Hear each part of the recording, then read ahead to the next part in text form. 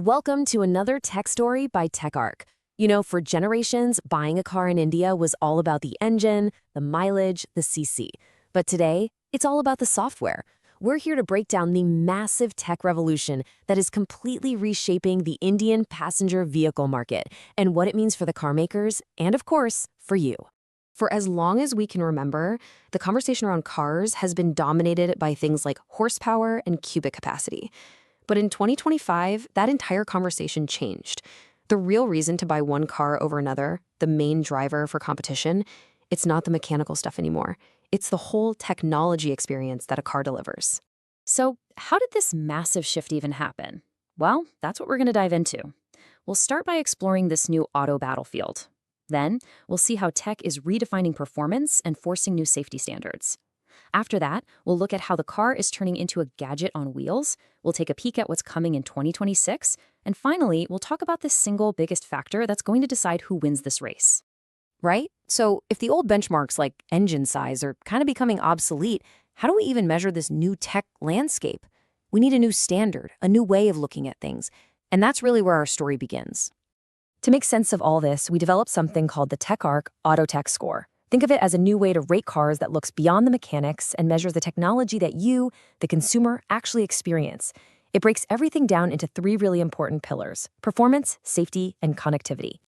In this whole tech revolution, it's happening in a market that's absolutely buzzing.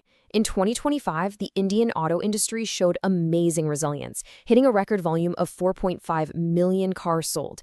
And with 130 new models launched, the stage was set for some really intense tech-driven competition. Now let's talk about performance. For years and years, more power simply meant a bigger, more expensive engine. But the rise of electric vehicles is completely tearing up that old rulebook.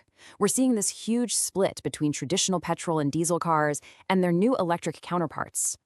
This comparison says it all, doesn't it? The top EV launch of 2025, the Porsche Cayenne Electric, delivers a mind-boggling 1,156 brake horsepower. And the most powerful new petrol car, the Aston Martin Vanquish, comes in at 824. This isn't just a small gap. EV platforms are setting entirely new, almost unbelievable benchmarks for power. And this performance revolution isn't just for supercars. One of the most important trends we're seeing is what we call the democratization of advanced features, specifically all-wheel drive, or AWD.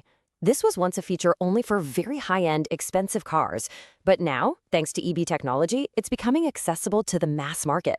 This chart just illustrates the point perfectly. Look at the entry price for all-wheel drive in a traditional petrol or diesel car. You're looking at spending over 65 lakh rupees. But in an EV, as you can see, that exact same high-performance feature is now available in the 25 to 30 lakh rupee range. This is a massive, massive disruption. Now, alongside this huge leap in performance, there's a really strong demand from consumers for better safety. Advanced safety features are no longer an optional luxury extra. They're an absolute must-have to even compete. This chart shows just how quickly these advanced driver assistance systems, or ADAS, are being adopted, and the difference is stark. In the new cars launched in 2025, over 81% of EVs came with ADAS, compared to less than 46% of their petrol and diesel counterparts. The market is clearly voting for smarter, safer cars. So what do we mean when we say a modern ADAS suite? Well, we're talking about a whole package of technologies. Things like collision avoidance, systems that keep you in your lane, and adaptive cruise control. This combination, known as Level 2 ADAS, which provides both steering and acceleration support, is pretty much the industry standard now. And it's not just about all the active digital safety systems. The basic standards for physical protection, for occupant protection, have also been raised significantly. Remember when 2 airbags were common? Well, 6 airbags have now become the expected standard in the mass market, and they were featured in over half of all new models in 2025. This brings us to a really fascinating evolution. As cars get packed with more sensors, more processors, and more screens, they are transforming from just mechanical devices into these complex, connected digital platforms. The car is, for all intents and purposes, becoming a gadget. The industry term for this is a software-defined vehicle, or SDV, and what that really means is that the car's features are controlled mainly by software, not by fixed hardware. Just like your smartphone gets better with updates, an SDV can be upgraded with new features long after you've driven it off the lot. This shift is most obvious when you step inside the car. As a recent TechArc report puts it, the vehicle cabin has matured into a living room on wheels. The focus is now completely on that digital experience. We're talking huge infotainment screens, seamless connectivity, and really immersive audio systems. Okay, now let's look to the future. What are the major strategic forces that are going to shape this market in the coming year? Well, one of the biggest variables on the horizon is a major international trade agreement. The EU-India Free Trade Agreement is a really critical factor that everyone's watching. When it finally takes effect, it could lead to lower taxes, making those luxury European imports a lot more price competitive here in India.